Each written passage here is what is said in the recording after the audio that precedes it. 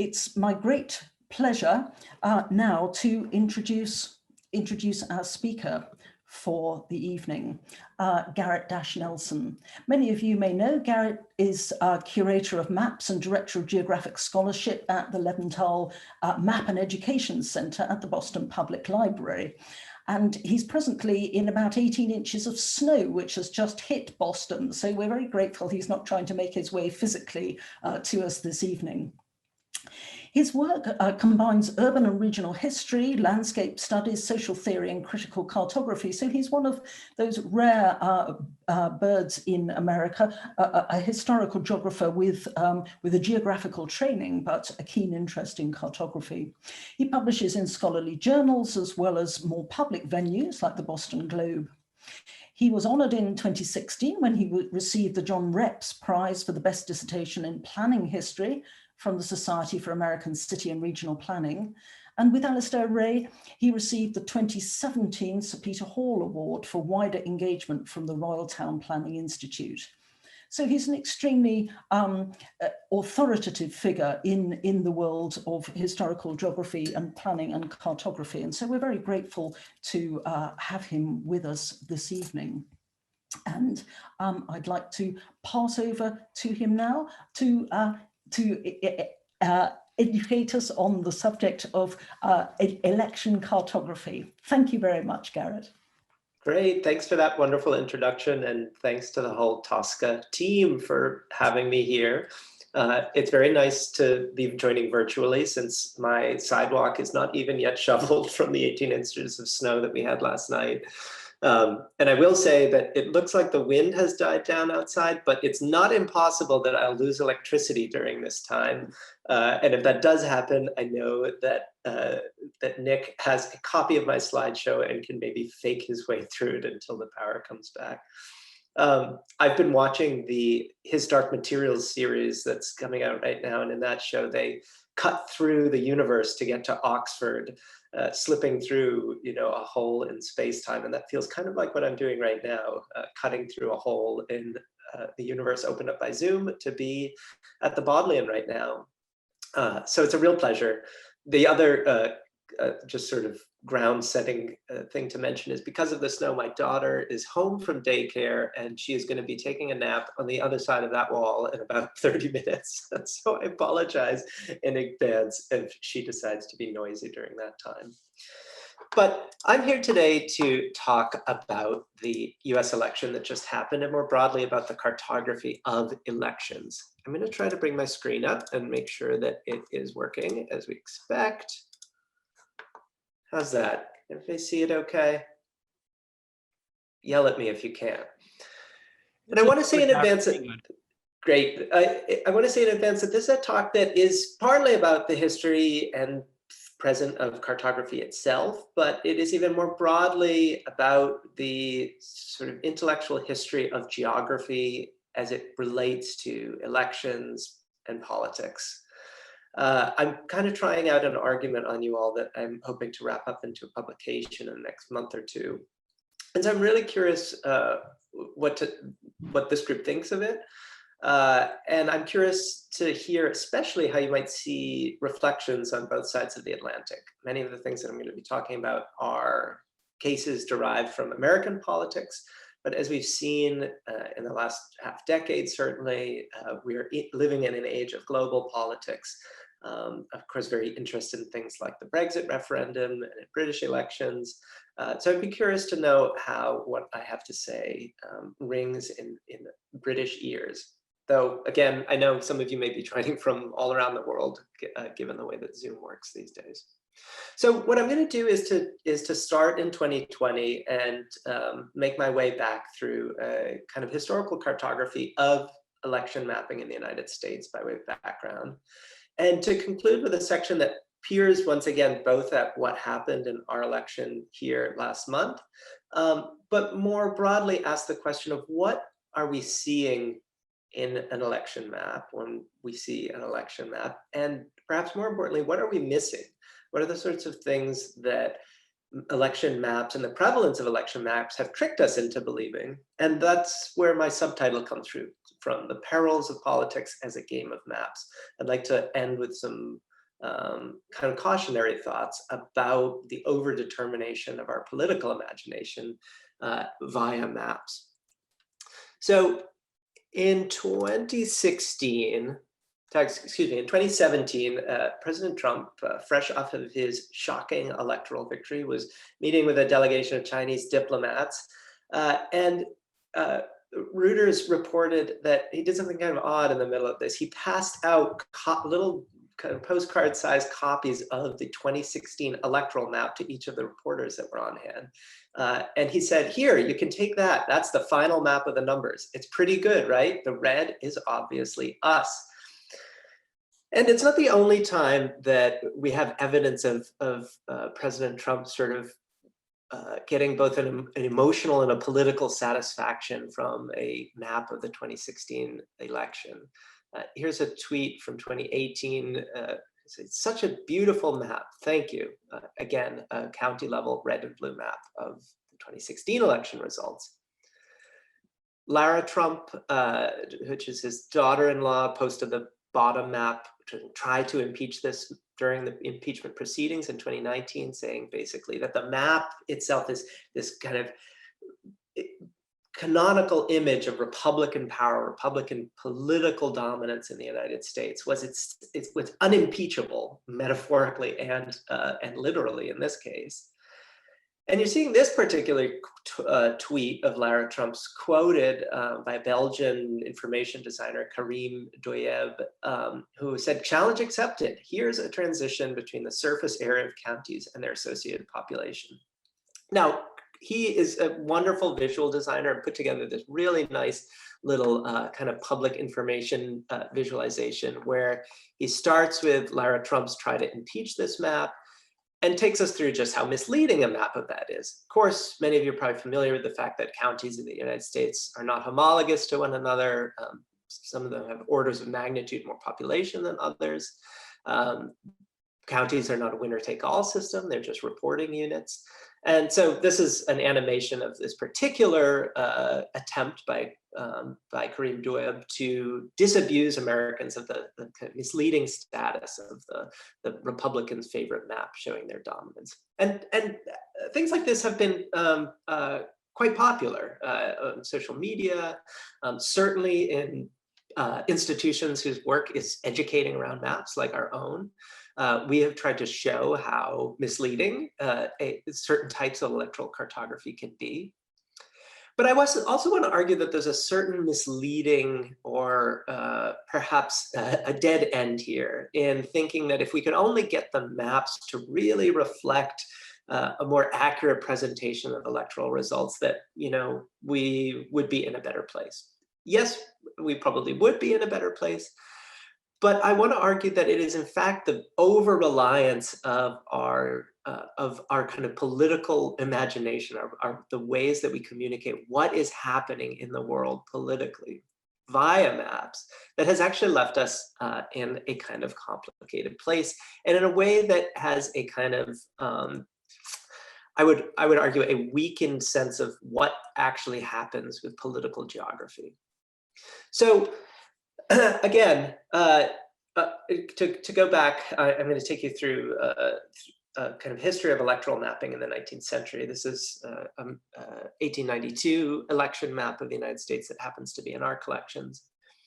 But before I do so, I want to go back even further to ask what I hope you think is not a puckish question, which is why do we bother making maps of elections at all? What is the reason that maps have become by far the predominant visual device for displaying both what has occurred in elections and more broadly, electoral forecasting, political trends, and the political tendencies of people writ large? Now, you can certainly think about elections that don't lend themselves to maps, right? Two examples would be when the College of Cardinals elects the Pope, or when a corporation's stockholders elect a board of directors.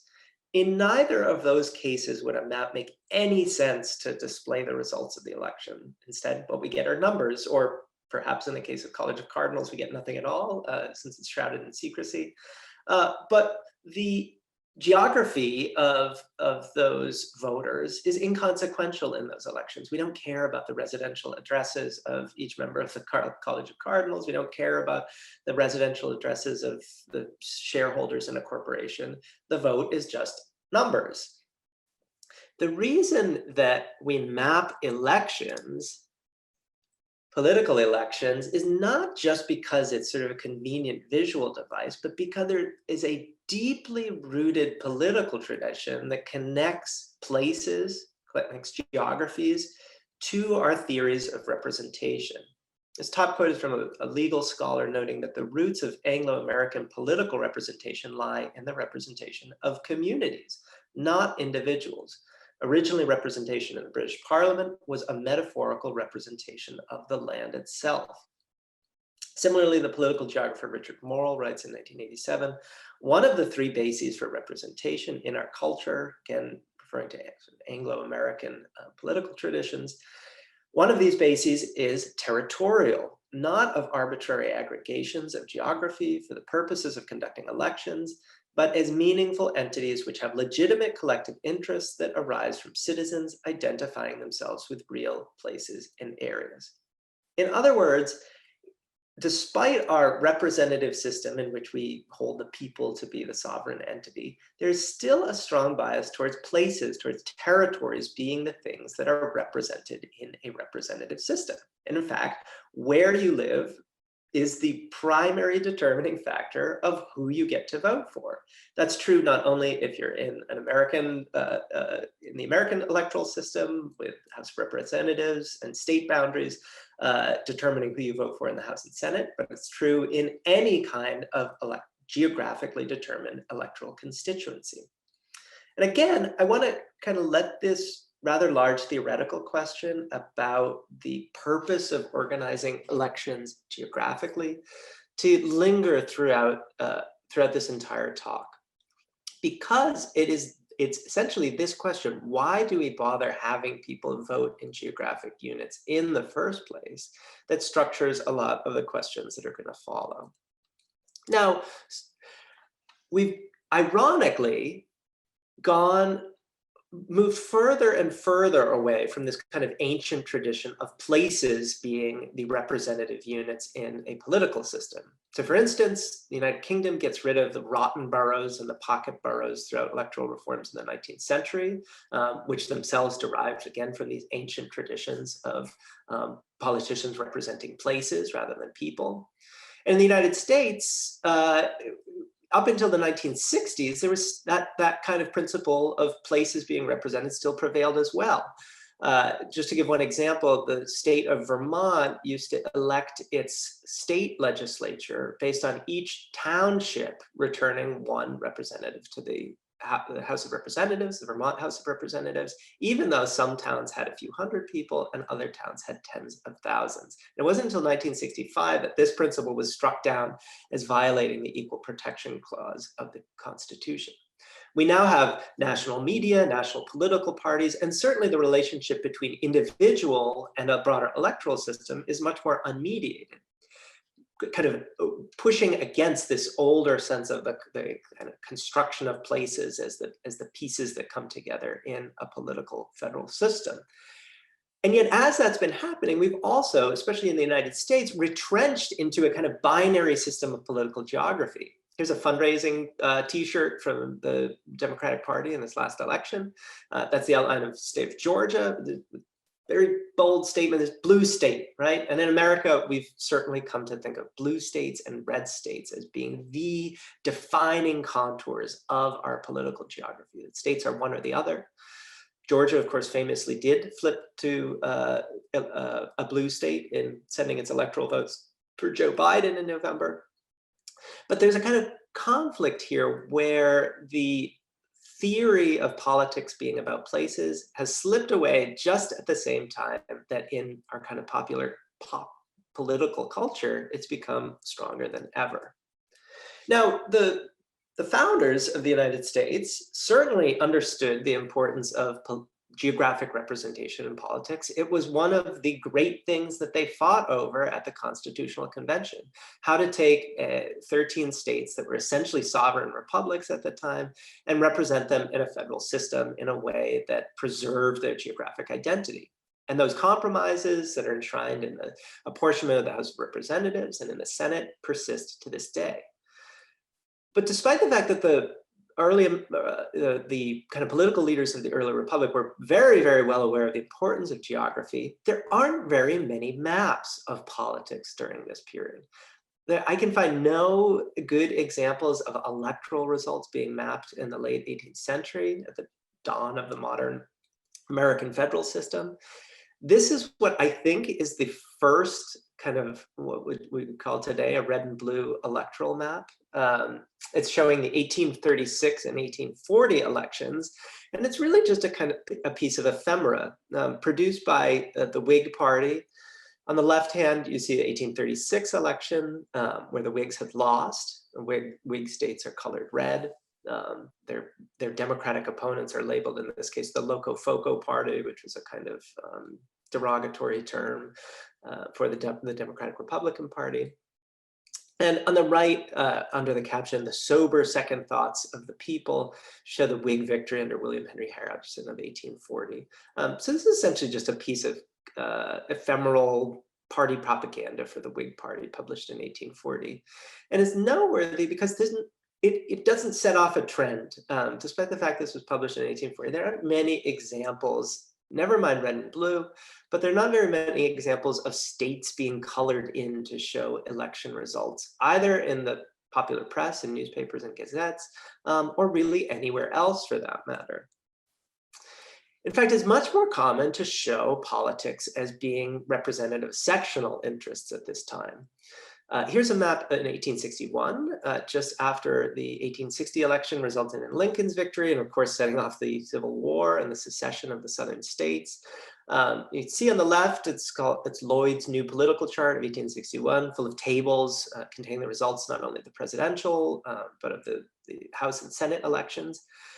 But interestingly, this map, which I've enlarged on the right side, is not colored according to election results. This is not the states won by different candidates, but it's a sectional map of the United States, essentially northern border, southern, and territorial states. The color has faded, but it's pink, kind of greenish, pale yellow on the right side.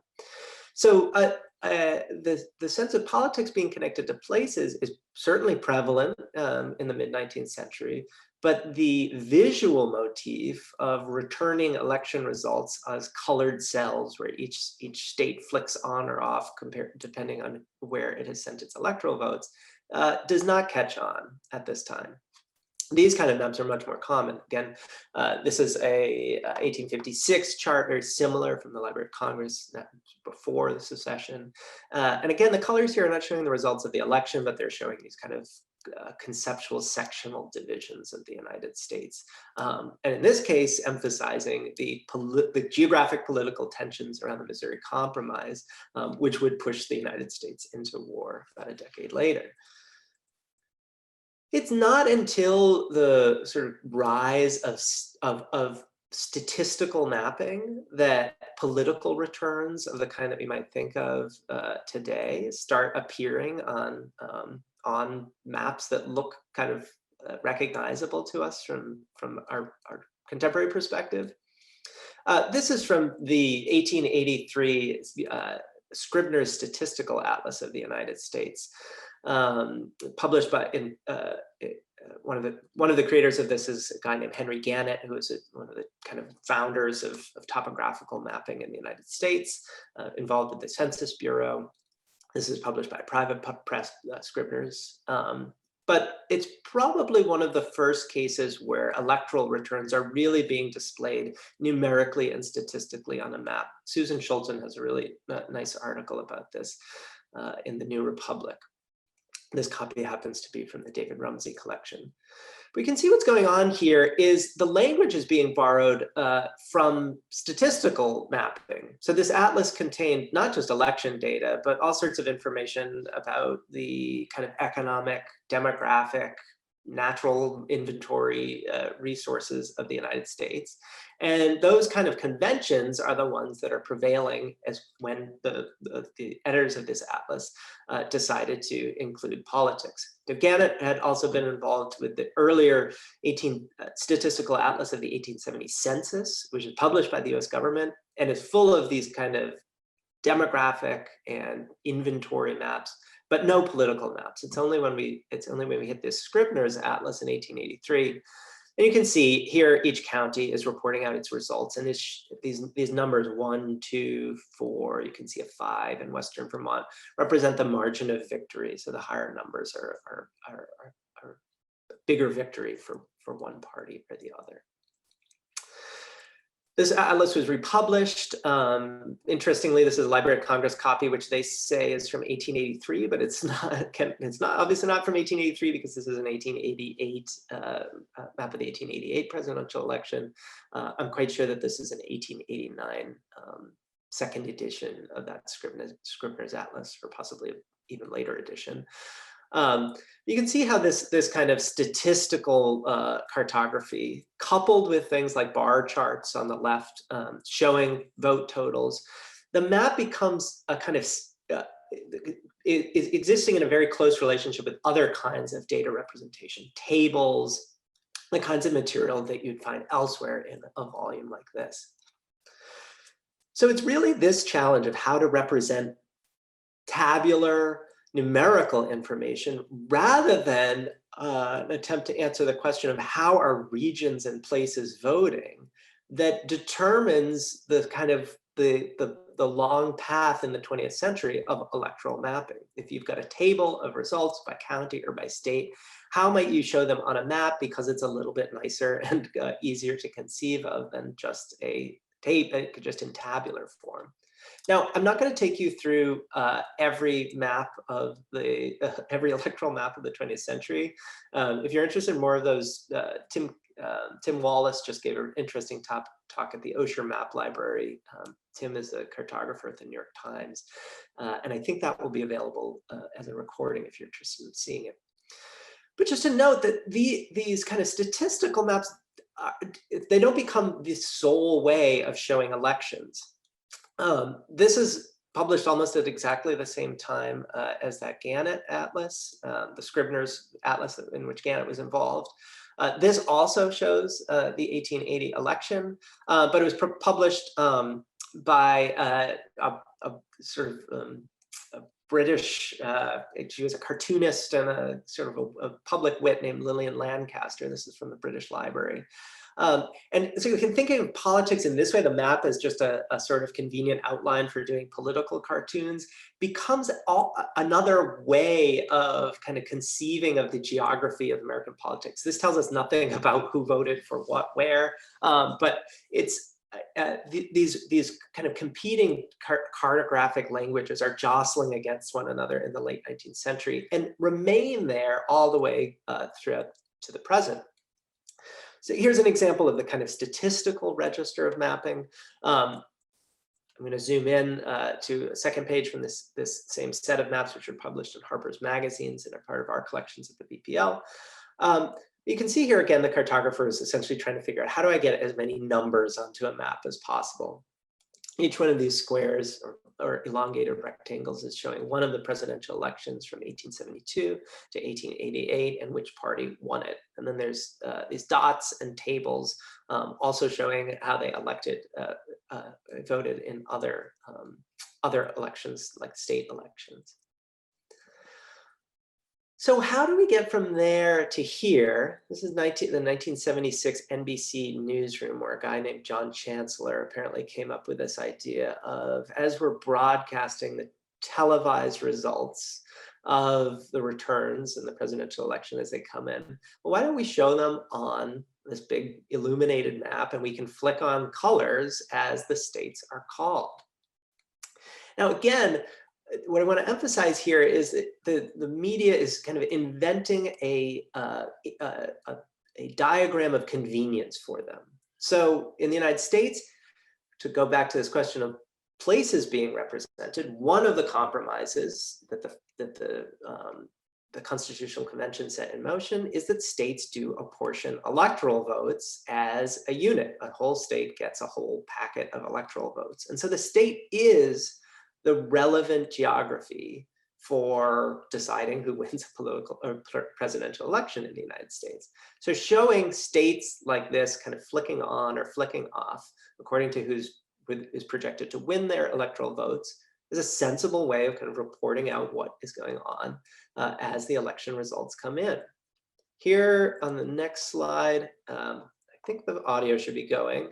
This is same news desk, same exact map, although they got crammed Alaska and Hawaii into it by 1980, reporting on the Carter-Reagan election. I'll run this there, and we fill in that big chunk of the map once again with blue, now solid blue practically, all the way from the Mississippi River westward, leaving only Oregon, Washington, and Arkansas, as you can see. Beginning to look like a suburban swimming pool over there. Well, and even in So there's two things I want to flag in this very short clip. One is that kind of California flicking on blue, which becomes a visual metaphor for this kind of horse race coverage of an election in progress. The states flick on or off as they're won or lost. And then the second is this kind of offhand comment that one of the panelists says is beginning to look like a suburban swimming pool. And it's those kinds of visual metaphors. In this case, Reagan being represented by the color blue. It wasn't until later that red came to stand for the Republican Party and blue came to stand for the Democrats. But it's those kind of cheap visual metaphors like, wow, Reagan has won a suburban swimming pool's worth of blue in the west of the country, that actually end up playing an enormously consequential role on people's own conceptions of the political geography of the United States. And here, of course, televised media, the ability for reporting to come in almost instantaneously about election results, and for Americans to be sitting on their couches on the night of the elections, expecting a call by the next morning, is also kind of playing into this resolution of political geography as a game of maps. Which color will fill in the map by the end of the night and therefore take the presidency. Those kinds of things were possible when you were talking about fairly slow reportage of election results, structured by, and that earlier kind of techno media structure lent itself much better to things like tables and statistics, as opposed to the fast-paced visual media of the 1970s and 80s, televised news. This kind of red and blue map of the United States becomes very powerful. Now, our techno-social system today is even more rapid and ephemeral, with the ability for anyone and anything to kind of create maps with rapid fire. This is, of course, not an election map. It's a recent map from Fox News of the pandemic. But I show it just in the sense of how kind of thoughtlessly maps can be designed in this age of sort of rapid fire map creation. If you look at this map for even a brief second, you'll see that the colors and the cut points and the numbers make no sense whatsoever, and good luck piecing it together.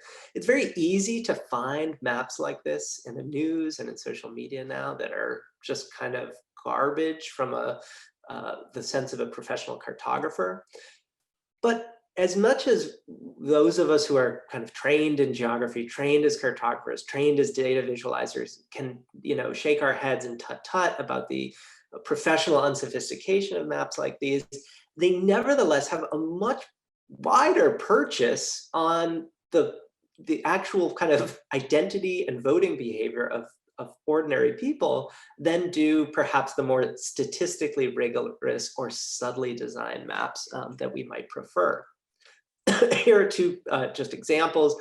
Left map circulated widely on social media after the 2016 election and has started to again after 2020, even though it still shows the 2016 results. The sense of, blue states are going to leave to join Canada, and what's left is something that's kind of half jokingly called Jesus land. On the right, a right-wing kind of paranoid self-published press, the liberal invasion of red state America. And these terms, red state and blue state, have coalesced into the American political imagination as standing in for a whole range of both racial, cultural, tendential behaviors of how people think of themselves as being structured into a political system. And I want to pause here to note that this is not inconsequentially related to what you might call the neoliberalization of politics, the drifting of kind of material interests, the drifting of what used to be very kind of party systems that were organized by class and interest group, and that have made them their way into a sort of identity politics on both sides, as people think of themselves not so much as what kind of policy outcomes do I want from the government, how do I see politics as something that affects my life, but instead, how do I see politics as something that is a reflection of my identity? Am I a red state person or a blue state person? Now, again, cartographers have, I showed you that example at the very outset. Here's a gallery created by the cartographer Kenneth Field at Esri, more than 24 different ways of mapping the 2016 election. Cartographers, and we have done this as well at the Map Center, have certainly been at pains to show, these maps of red states and blue states are misleading. They don't show the real picture, the actual kind of voting patterns of where people are, and what the density of votes are in a given place can be shown in many different ways. And in this gallery of 24 or so maps of the 2016 election, you can see how kind of different conclusions about the political geography of the United States might come from seeing it visualized in different ways. And so I want to come kind of in the last third of the presentation back to what I promised you all in the title, which is the 2020 election, and how might maps help us understand what happened in that election, but also how might they continue to be misleading our relationship to politics. This is, I think, maybe one of the most interesting and most kind of narratively powerful maps of the 2020 election, produced by the New York Times.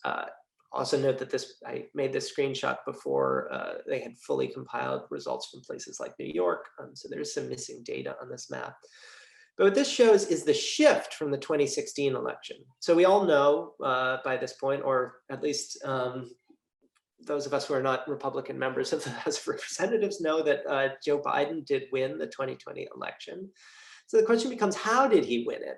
At the most zoomed out scale, there are a handful of key states like Wisconsin and Michigan that flipped to the Democrats after 2016. But how did that actually occur? What sort of geographic patterns in voter behavior led to Biden's victory? And what this shows is the shift in each county compared to the 2016 election. Rightward red arrows show shifts towards Trump, even from his 2016 results, and blue left arrows are shifts towards the Democrats. And despite the fact that Joe Biden beat Donald Trump, you can see that there are a lot of places that get even more Republican from 2016. Now, understanding what's actually happening requires not only a map, but an understanding of the kind of cultural and regional geography of the United States. I wasn't sure how many people were going to be on this, so I had some open questions, but I'll just kind of answer them for you. I don't know if anybody knows what's going on here in Utah and southeastern Idaho, why there's a dramatic shift to the Republican Party from 2016. Utah and southern Idaho are some of the most Mormon voters, Mormon religiously affiliated voters in the United States. And there was a third party candidate in 2016 who was from Utah, a Mormon. And Mormons were kind of famously reluctant to vote for President Trump in his first election. So what you're seeing here is a religious pattern, not necessarily a geographic pattern, though the concentration of this particular religious group, the Mormons in Utah and Idaho, which has a historical trajectory, not inconsequential. That's what we're actually seeing here, a religious determination on people's voting behavior. If you were to look at Mormon voters elsewhere in the country, they're nowhere are they as geographically concentrated as in Utah, but they're observing the same behaviors, even though we can't see that on the map. You also see things like the leftward shift in New England, what was going on here. It's likely that from exit surveys, there were many kind of disgruntled Bernie Sanders voters in 2016 in New England who stayed at home for that election, but who came back out for the Democrats in 2020. So this is a much more kind of descriptively powerful map of the 2020 election. It tells us a lot of things, but we need the sort of insights of historical, cultural, and political geography to interpret things like, again, what's going on in Utah and Idaho. And there is certainly a way in which even the best, most sophisticatedly produced maps can still be deeply deceptive and obscure the real patterns of American voter behavior. Now, I wanted to ask what the group thought this is a map of where darker blue colors are more value. I'll answer it for you.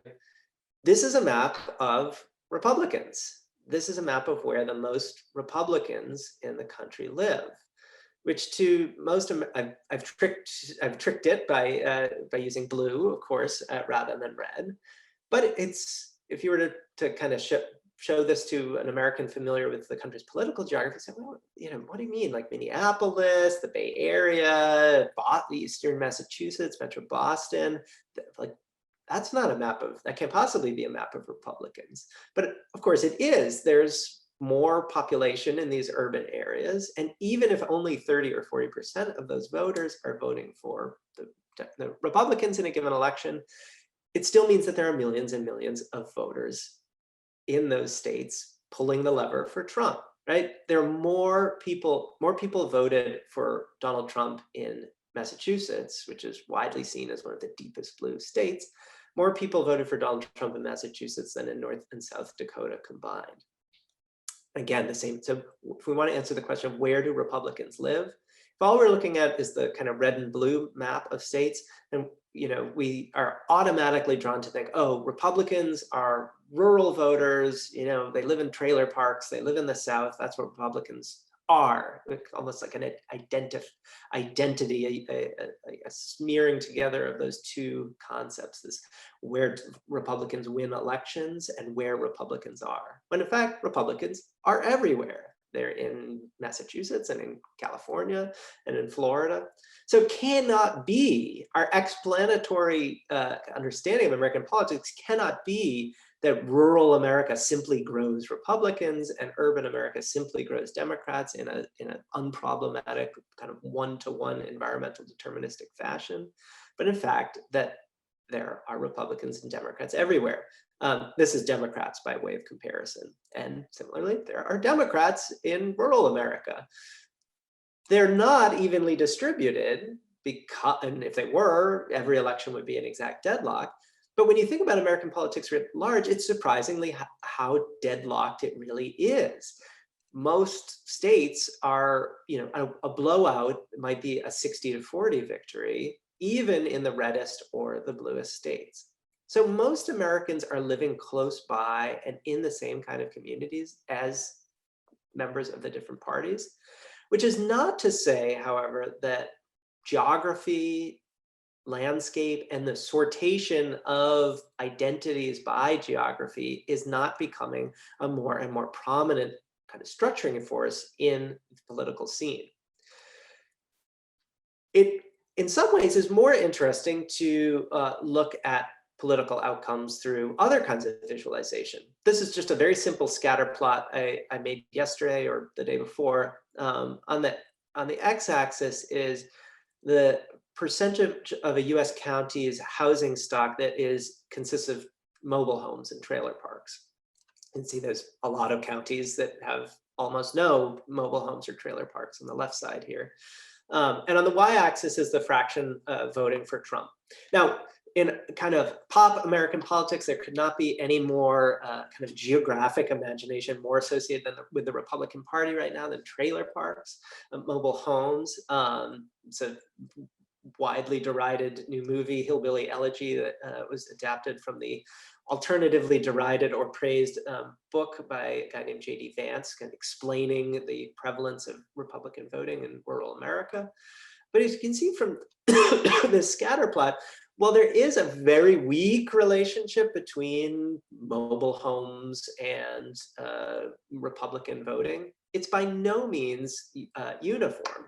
So you have counties with 30, 40, even 50% of their housing in mobile homes voting for Democrats. The cutoff line is right about here down the middle. I think below that is a Democratic county, as well as urban, exurban, and suburban counties with very few trailer parks that are, returning more than 80% of their votes for the Republicans. So taking a more kind of sophisticated historical and causal approach towards how politics structures, how geography structures voting behavior is what I think is necessary to pull behind the map, to not just get the cartography right, but to get the insights about how and why place and politics are connected together. So this is just one example, I think, very insightful essay by the historian Patrick Wyman, who writes about his hometown in central Washington, and does engage the politics of place, not as this crude sort of, everybody who's not in a city must be Republicans, but talks about the particular political economy of landowners, capital owners in smaller centers, like mid-sized cities in Washington, that distinguishes their material political interests from, say, the super rich people like Jeff Bezos, who are located in the deep blue centers of urban America. About 4 years ago, a historian colleague of mine, Max Fraser, and I had a special issue of the magazine Dissent, where we were looking at rural America in particular, and what is it about rural America that had become confused together with the imagination of a Trump voter or a Republican voter. And we talk about how there's certainly material interests and the structural decisions of the Republican Democratic parties that overlap with things like race and class that have driven rural voters towards the Republican Party. But we also argue that it's a trick of the maps, that by thinking about red states and blue states in this very crude way, and the way that those maps circulate, again, in these kind of offhand ways, like those two pieces from social media I showed you midway through, that reinforce this distinction. And in this section, I took a look at what are some alternative forms of cartography of rural America that might help us imagine it differently. Here's one example where the pale gray areas are urbanized areas within metropolitan counties, the kind of classic cities, big cities of America. But all of the black dots are urbanized areas in non-metropolitan counties, so smaller cities and towns scattered throughout the country. And so in fact, this is where many, many Republicans live, not in a trailer park or out on 500 acres of land in a ranch, but in these smaller cities that actually look and function much more similarly to the urban areas which we associate with Democrats. And thinking about that cartography might lead us to some different conclusions about how the parties might identify themselves with different types of regional voters. At the very, so as I was writing this talk last night, the cartoonist Randall Munroe posted this map. He's famous for his webcomic XKCD, and he just updated this map. He had made one in 2016. But in this map, each little colored circle represents 250,000 voters, and they're scattered as closely as they possibly can be to capture where voters are spread across the country. And Munroe has this, I think, it was funny to read this last night because it's basically like, oh, I should just read this tweet thread at my talk tomorrow. He says, maps are mostly for showing where things are, but think of a basic question like, where do most Trump voters in Illinois live? It's almost impossible to answer with typical election map or even with common alternative designs. So this map isn't great at telling at a glance who won a given state. And again, I want to back up. Why do we have the red and blue map? We have it for a combination of the fact that the Electoral College was structured into American politics in the 1780s, and the fact that news media wanted a convenient device for showing who was winning the Electoral College at a given time. So back to this tweet thread, this map isn't great at that function that for which the red and blue map was evolved, but it is one of the few that helps you answer questions like the one I posed above: how many Republicans live in Chicago? Shows that many Democrats live in the South, many Republicans live in cities, and nobody lives in Wisconsin. Very few people live in Wyoming in general.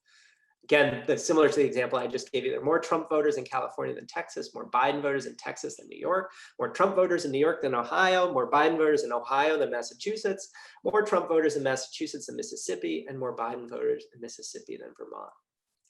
The New York Times columnist Jamal Bowie quoted this map in Randall Munroe and said, "I love this map, I love this thread, I love the broad point that the political geography of the United States cannot be accurately shown with colored squares on a map." And in many ways, that is the point I'm trying to make here, that even with the best cartography, even with the most sophisticated cartography, even with Randall Munroe's map here, the political geography of the United States cannot be accurately shown on a map at all. In conclusion, I'm going to whiplash you back to the early 20th century to the historian Frederick Jackson Turner. Turner's most famous, he's one of the most famous historians of this period in the United States, most famous for his frontier thesis, essentially the hypothesis that American identity was shaped by the expanding westward frontier, a thesis that has come in for considerable criticism in the time since Turner published it, both from indigenous activists, but also, if you've ever read the book Nature's Metropolis, more complicated understandings of the relationship between frontier and settlement in American history. But Turner was even, at the time, even more famous for what was called his sectionalism thesis. Perhaps unsurprisingly for somebody who was born around the time of the American Civil War and was raised in the period of time after it, Turner was very interested in the role of regions and geography in shaping American politics. And the book of essays that was compiled by Turner about sectionalism in American history won the Pulitzer Prize in 1933. It was enormously influential at the time, but has been almost totally forgotten.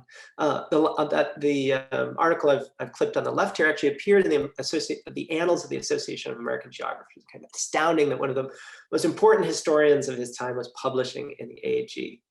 I'll leave it to say that that does not happen today.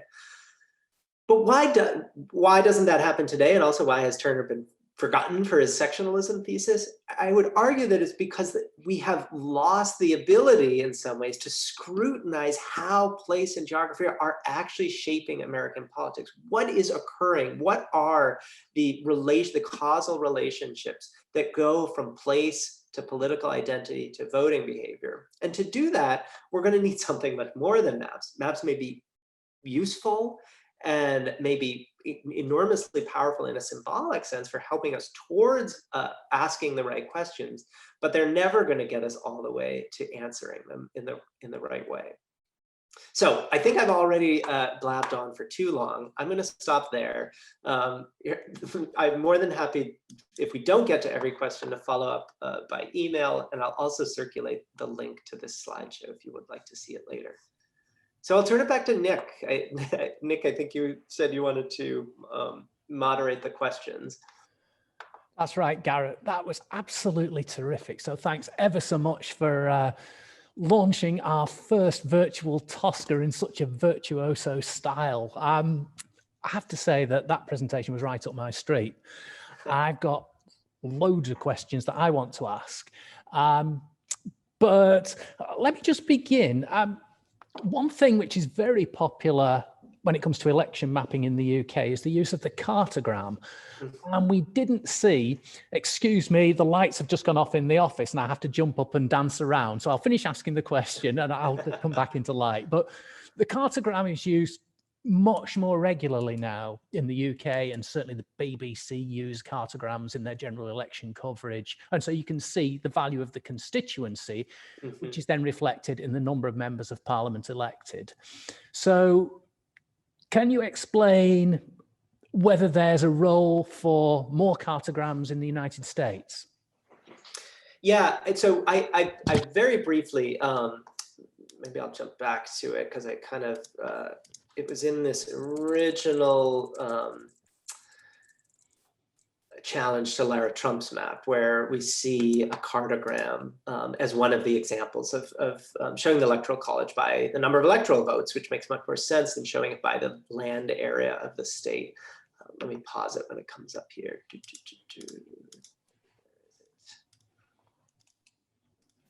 here. So here's a cartogram of Electoral College votes. It certainly makes much more sense. Cartogram's an interesting piece of visualization, right? Because it's attempting to preserve. One thing that maps are really good at is, if we're familiar with the geography, we can pick things out right away, right? We know Americans know what the shape of Massachusetts looks like and the shape of California.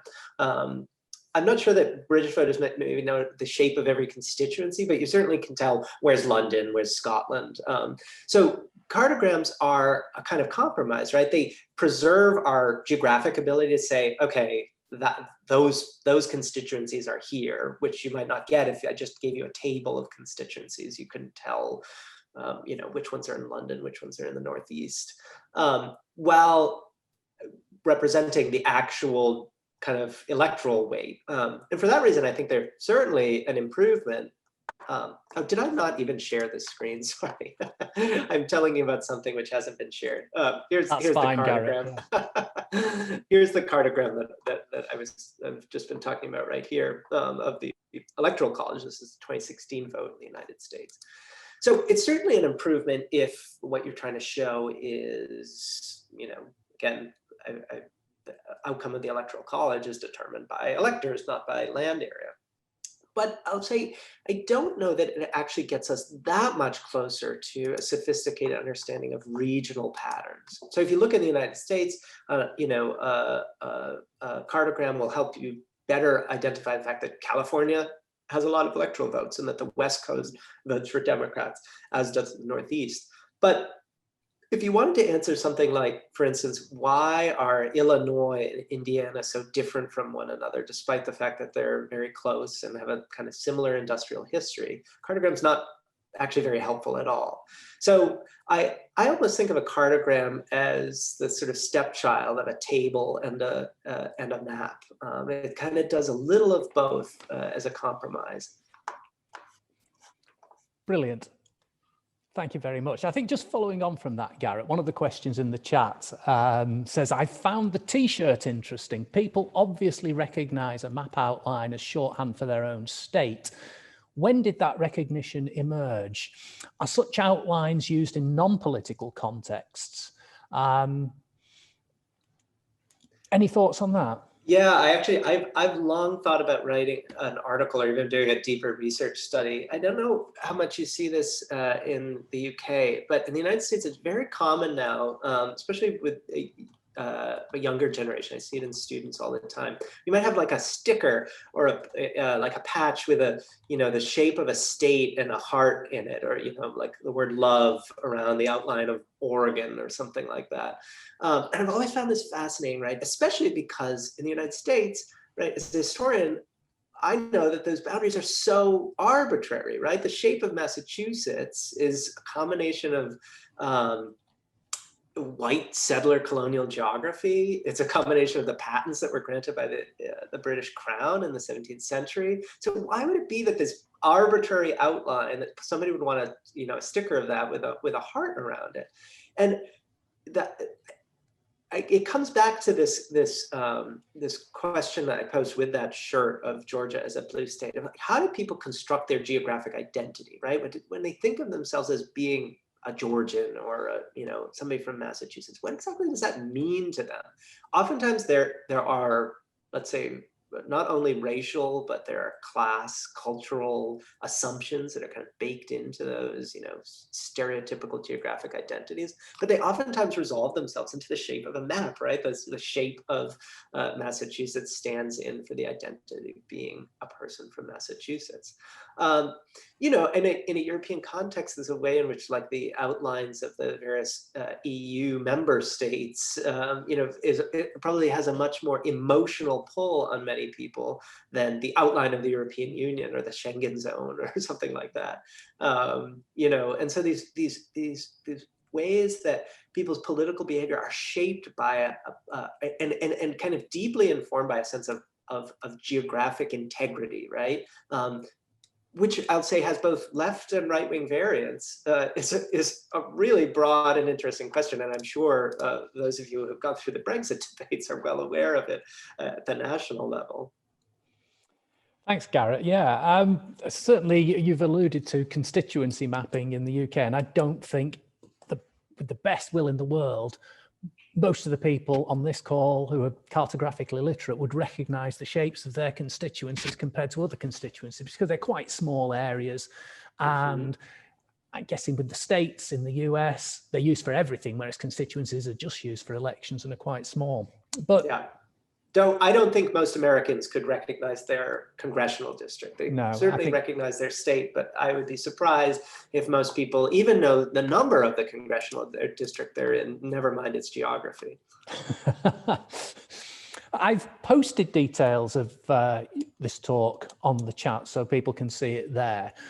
But on another matter, one of the slides that you showed, which really got me thinking, was the one you showed of the, I think it was the Ken Field and 48 different versions of one election. And what struck me was those maps demanded an awful lot of different levels of sophistication to interpret them. So when cartographers are setting out to create an election map, what parameters are they using? Does a professional cartographer perhaps have a different approach to someone producing an election map for a newspaper with a different audience? Do you have a view on that? Yeah, and I would add as well that the predominance of online interactives has added a whole new level of complexity to this, right? So when you think about the professional skills that are required, it's not only cartographers or people who are trained in geography, but increasingly web programmers or people who know how to wrangle a website. And for that reason, I think that there's a perhaps even more so today than there would have been 40 or 50 years ago, there's a kind of over-determined aspect, quality to many of the maps that we see. That the maps that are produced are as much a function of the assumptions that are built into a piece of software as they are by the good intentions of the cartographer. So for instance, when a local or regional newspaper wants to publish results about an election in the United States, they're probably going to turn to their, their web visualization team, which is going to use some piece of software from Esri or, off the shelf, that kind of has a outline of Massachusetts and its voting districts, and kind of fill them in just on the fly. There's only a few publications like the New York Times and the Washington Post that have people on staff that you might call cartographers, right? And so the role of what we might think of as a professionally trained cartographer is so kind of fleetingly, vanishingly small. There's some excellent maps, like the ones that Tim Wallace has done for the Times, even Randall Munro's map that I showed, not a cartographer, but certainly kind of an honorary one in some ways. Whereas many of the maps that are, could be that like a television graphics team just whipped it up from scratch, which is where we see some of these like risible examples of classification schemes, or there's so many examples of countries labeled incorrectly, or whole states that have been pushed up into the wrong spot in the United States. But I do think that the kind of thinking from almost a history of science perspective, right? What are the technical affordances of making a map have very much structured the maps that most people see the most of in at least American elections. Thanks a lot. It's interesting. Another question that's come up on the chat is that geography isn't so widely taught in the United States as in Europe. Does this feed through to reduced cartographic literacy? Or do people become cartographically illiterate via other means? So not from at school, but from other ways of becoming cartographically literate? It's certainly something that we struggle with as education is a big part of the work that we do at the Leventhal Center. And it, as somebody who went through a geography degree program in both the UK and the United States, of course, the presence of geography as a discipline is very weak in the United States, and still many Americans think of geography as memorizing state capitals, something we're always fighting against. But you're right in the sense that understanding a map does take, critically understanding a map does take training. I don't particularly think that it requires a PhD in geography, or that we as people who make maps should ever assume that, you know, if a person can't read our maps, then it's their fault. But, you know, there's a way in which we're better taught, and this is a theme that runs throughout our current digital exhibition, which I invite everybody to look at, called Bending Lines. There's a way in which we're taught to critically interpret words and arguments much better than we're taught to critically interpret maps and data visualizations, because maps and data seem so kind of unproblematically correct that it makes them very dangerous. People see them and they think, well, it's a map. I know what the shape of the United States is. So like, as long as that's accurate, whatever's on this map must also be accurate. Okay, well, thank you. Moving on, Garrett, do you have any examples of US, or not necessarily US, political parties using maps deliberately to deceive potential voters? There's, I mean, the Lara Trump map that I showed at the very beginning, this tried to impeach this, right? You know, using the fact that Republicans win by far the majority of the land area in the United States as essentially a political argument that, you know, we're so powerful we could not be impeached. It's a great example. I'll also say I didn't talk much in this session because it's a huge issue on which I've done other work. The problem of districting and gerrymandering is a way that politicians use not so much the maps that people see, but the maps that they actually live and vote in to for politically nefarious purposes. We tend to have partisan control over constituency drawing in the United States. And because of the essentially arbitrary nature of where those constituency boundaries go, politicians can create really skewed outcomes of who is able to win the various districts of an election, partly based on the fact that Democrats and Republicans are concentrated in different areas.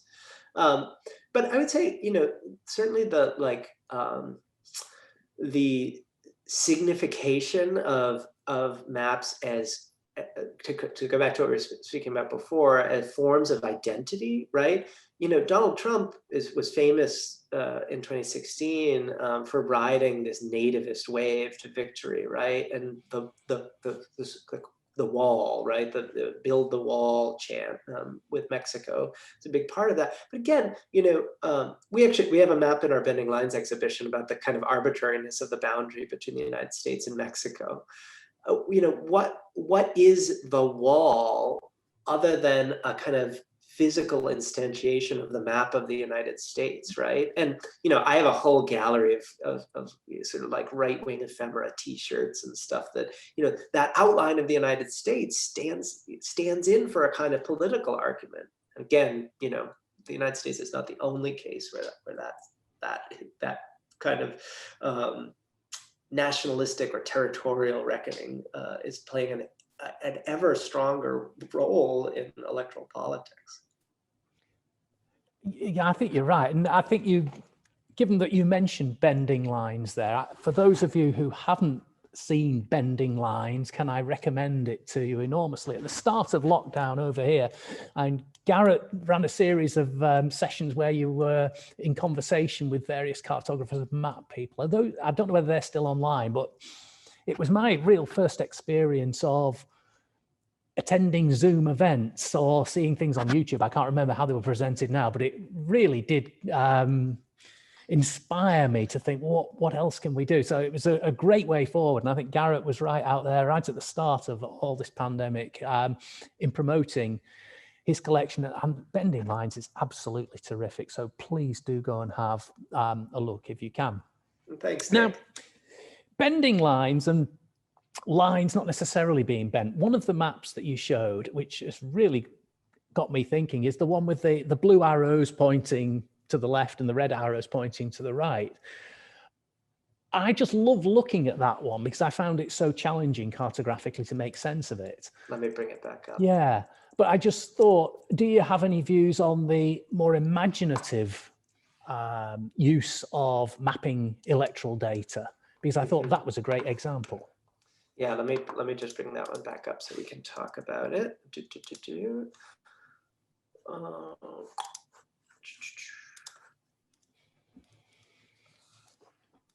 So, like I said, I think this is a very a kind of clever way to look at, you know, maybe what we're interested is not not who won, but how did things shift, because it tells us a kind of trend about what's changing, right? It's not necessarily the case here that all of the red lines were won by Donald Trump and all the blue lines were won by Joe Biden, but it shows how they moved, right? So there's a lot of, for instance, leftward arrows, blue arrows in Georgia, and some of those did tip over the line to Democratic majorities, which was one of the things that delivered Georgia for the Democrats, but not all of them did. So some of them merely moved towards the Democrats without returning the Democrats the majority.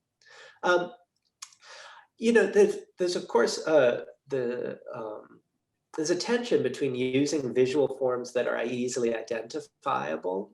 That's one reason why the red and blue state maps has become so powerful, because it essentially needs no explanation for Americans.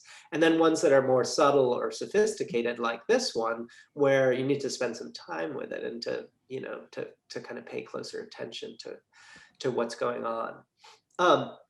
One of the things that I'm interested in is how electoral results change if you fiddle with boundaries, so that instead of using states or counties as the aggregation units, which again are quite arbitrary, certainly in American history.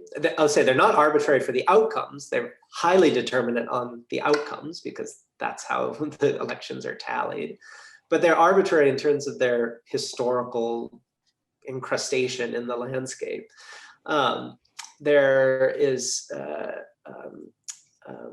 There's a piece in the online journal called Places, which took the 2016 election and divided it, re-ran the Electoral College. If instead of, or by states, it was tallied up by ecological regions, or by, they went back to some of the, you know, early 20th century geographers who had proposed different regionalizations of the United States. And they actually used a map that Alistair, Ray, and I had made of what if the United States was divided up into sort of functional areas based on commuting geography. What's interesting is, you know, you start to see things like, for instance, there are a lot of Democratic voters in what's called the Black Belt of the United States. It sort of runs in the Appalachian foothills through Mississippi, Alabama, up to South Carolina. But none of those, even though those voters are some of the most reliably Democratic and strongly Democratic voters in the entire country, Mississippi, Alabama, South Carolina are not voting for Democrats because regionally that Black Belt is split up between 4 or 5 different states. Of course, Georgia having flipped just in this last election was a consequence of that. So you kind of, you know, if you aggregate elections differently, you see different things. Another great example is Staten Island, which is part of the city of New York. It's part of the you know, proper city, you know, city proper of New York, votes more similarly to, you know, a rural county in Missouri than it does to New York. But we don't see that on a map because it's very rare that, you know, Staten Island is being blown out, you know, and visualized separately. And so I think kind of looking at, you know, who are we counting, right? Even there've been some interesting studies that have sliced the, looking at the effects of density. We know that denser places tend to vote more Democratic, but that holds true even at a micro scale. So if you look at for instance, a tiny town on the Great Plains, and you slice the geographies as thinly as possible, given what data is available, you'll notice that the people who are living in the middle of these small towns are voting much more Democratic than even the people who are just on the edge of them, and then, you know, fading off into the rural areas. As I said before, that's not a strictly one-to-one relationship, but you notice patterns like these when you cut the map up differently. Thank you, Garrett. And just one final question, and I think building from what you were saying there about your settlements in the Great Plains, what I'm curious to find out is, are there any maps in the public domain that are used for political parties when they're campaigning and plotting which voters to target? We saw something in the UK, I think Channel 4 News did an expose on the Trump campaign in 2016, showing how they were targeting individual voters and trying to prevent them from voting. But is there any cartography to support that? Yeah, it's a great question. I don't know that I have a totally up-to-date sense of what's going on in the skunk works of the political parties. Certainly the availability of enormous tranches of personal information, like you referred to, this kind of individual targeting of voters on social media. Geography is a part of that, right? And in the United States, it's particularly a part of it because of the way that the Electoral College makes essentially only a handful of states competitive. So for a political campaign to put money into reaching voters in California is essentially pointless at the presidential level, since it's all but a foregone conclusion that the Democrats will win California. So, you know, if you're advertising online, you know, there's traditional media markets, right, where, you know, if you want to reach Wisconsin, you advertise in the, you know, the television stations and the newspapers that are in the major cities of Wisconsin. But if you're trying to reach Facebook ads or, you know, social media, you've got to essentially link all of this demographic personal data that you have about people to what you know about where they are. There's the metaphor that data is the new oil, and there's some really good critical cartographers who are working on these questions of who owns geographic data about people, right? And how do not only political parties, but of course, corporate marketers, how does the surveillance state identify where people are? Well, that's an absolutely fascinating thought as to how to end our session for this evening. I'd really do want to thank Garrett for an absolutely terrific presentation, thought-provoking presentation. I'd also like to thank Steph and Sarah, who provided the technical expertise. And just say to everybody, thanks ever so much for joining in, coming along, joining the show. It was a pleasure to welcome you all to Oxford, albeit virtually. And I just hope that, Garrett, you're able to stay warm and tackle all that snow and do reasonably well on that. Now, thanks, Nick. We really appreciate you taking time out of your morning to come and join us. So it's been wonderful. So thank you very much for coming along. Look after yourselves. Have a great Christmas and stay safe. And hopefully we'll see you all again in February. So thank you and good night. Thank you for sharing our evening.